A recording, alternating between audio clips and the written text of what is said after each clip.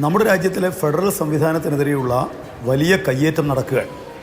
ഈ കാര്യം സംബന്ധിച്ച് ഇന്ത്യ മുന്നണിക്കകത്ത് എന്തെങ്കിലും വിയോജിപ്പില്ല.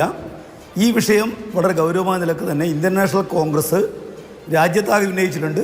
അതിൻ്റെ പ്രസിഡന്റ് ഖാർഗെ പരസ്യമായിട്ട് സംസാരിച്ചിട്ടുണ്ട്. കേന്ദ്ര ഗവൺമെൻറ് ഫെഡറൽ സംവിധാനം തകർക്കുന്നു എന്ന് മാത്രമല്ല, തങ്ങളുടെ ഭരണഘടനാ സ്ഥാപനങ്ങളെ രാഷ്ട്രീയമായിട്ട് പ്രതിപക്ഷത്തിനെതിരെയുള്ള രാഷ്ട്രീയ ആയുധങ്ങളായിട്ട് ഉപയോഗപ്പെടുത്തുകയാണ്. ഇക്കാര്യവും ഇന്ത്യൻ നാഷണൽ കോൺഗ്രസിനെ സംബന്ധിച്ച് എന്തെങ്കിലും അവ്യക്തതയില്ല. കേന്ദ്ര ഗവൺമെൻറ് സംസ്ഥാനങ്ങളുടെ മേൽ, പ്രതിപക്ഷ സംസ്ഥാനങ്ങളുടെ മേൽ അവരുടെ അധികാരം വെട്ടിക്കുറക്കുന്നു, അവരുടെ മേലെ ധനകാര്യ അടിയന്തരാവസ്ഥ ഏർപ്പെടുത്തുന്നു, അവരുടെ പദ്ധതികൾക്ക് തുരങ്കമുണ്ടാക്കുന്നു, അവിടെയുള്ള ഗവൺമെൻറ്റുകളെ അസ്ഥിരീകരിക്കാൻ വേണ്ടി ശ്രമിക്കുന്നു. ഇക്കാര്യത്തിലും AICCക്ക് എന്തെങ്കിലും വ്യത്യസ്ത അഭിപ്രായമുണ്ട് എന്ന് തോന്നുന്നില്ല. പരസ്യമായ നിലക്ക് അവരെ കാര്യം പറഞ്ഞിട്ടുണ്ട്. ഇവിടെ കേരളത്തിൽ നമ്മൾ അനുഭവിക്കുന്ന കാര്യം എന്താ? കേരളത്തിൽ മറ്റ് സംസ്ഥാനങ്ങളോട് ഇല്ലാത്ത രൂപത്തിലുള്ള വലിയ നിലക്കുള്ള അവഗണന കേന്ദ്ര ഗവൺമെൻറ് കേരളത്തോട് കാണിക്കുകയാണ്. കേരളത്തിൻ്റെ ഒരു പദ്ധതിക്കും കേന്ദ്ര ഗവൺമെൻറ് അംഗീകാരം നൽകുന്നില്ല.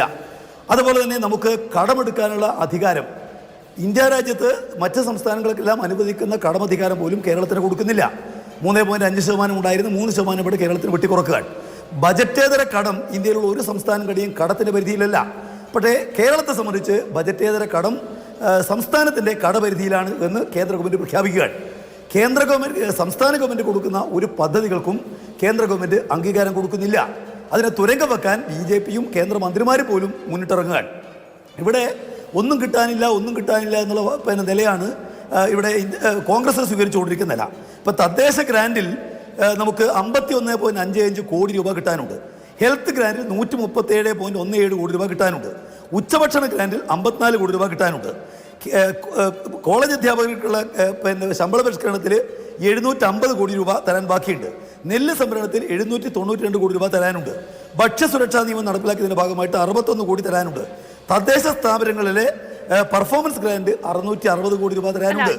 ഇതിന് പുറമെയാണ് സ്റ്റാറ്റ്യൂട്ടറിയായി തരാനുള്ള പല വേദികളിൽ വ്യക്തമാക്കിയിട്ടുള്ളതാണ് കേരളം. ഞാൻ ചോദിക്കുന്നത് വളരെ പ്രത്യക്ഷമായ ഒരു സമരത്തിലേക്ക് മന്ത്രിസഭ ആകെ അണിനിരന്ന് അങ്ങനെ ഒരു സമരം നടത്തിയാൽ മാത്രമേ ഈ പ്രശ്നത്തിന് പരിഹാരം കാണാൻ കഴിയുകയുള്ളൂ എന്നാണോ കേരളം വിചാരിക്കുന്നത്?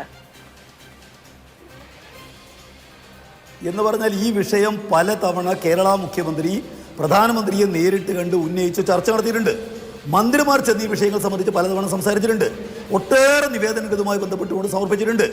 എല്ലാ സന്ദർഭത്തിലും പാർലമെന്റ് സമ്മേളിക്കുന്നതിന് മുമ്പ് കേരളത്തിൻ്റെ മുഖ്യമന്ത്രി MP-മാരെ വിളിച്ചു ചേർത്ത് കണക്കുകൾ അവർക്ക് കൊടുത്ത് ഈ കാര്യങ്ങൾ പ്രതിഷേധം വേണം എന്നുള്ള കാര്യം അറിയിച്ചിട്ടുണ്ട്. നിവേദനം എല്ലാവരും ചേർത്ത് കൊടുക്കണം എന്ന് ആവശ്യപ്പെട്ട് സമ്മതിച്ചിട്ട് അത് കൊടുക്കാത്ത പാർട്ടിയാണ് കോൺഗ്രസ്. പിന്നെ ഇപ്പോൾ വേറെ ആളെ നോക്കണം എന്ന് സതീശൻ പറയുന്നത് ഇപ്പോഴും മാത്രമല്ല, കേരളത്തിൻ്റെ ഏത് വികസന കാര്യത്തിലും അവർ പറയുന്നത് വേറെ ആളെ നോക്കണം എന്നാണ്. ഇവിടെ കേരളത്തിലെ ധനകാര്യ അടിയന്തരാവസ്ഥ കേന്ദ്രം പ്രഖ്യാപിക്കുന്നു, പ്രതിഷേധിക്കാൻ വേറെ ആളെ നോക്കണം. കേരളത്തിൽ വികസന കാര്യങ്ങൾ നടക്കുന്നു, അതിനോട് സഹകരിക്കാൻ വേറെ ആളെ നോക്കണം എന്ന് പറഞ്ഞാൽ അവർ കേരളത്തിലല്ല. കേരളത്തിലെ 18 കോൺഗ്രസിന്റെ UDFന്റെ MP-മാർ അവരൊന്നും കേരളത്തിന്റെ ആളുകളല്ല. അവരെല്ലാം കേരളത്തെ എതിർക്കാൻ വേണ്ടി ഉണ്ടാക്കിയിരിക്കുന്ന എന്തോ സ്ഥാപനങ്ങളാണ് എന്ന നിലയ്ക്കല്ലേ പെരുമാറുന്നത്. ഈ കേരളത്തോട്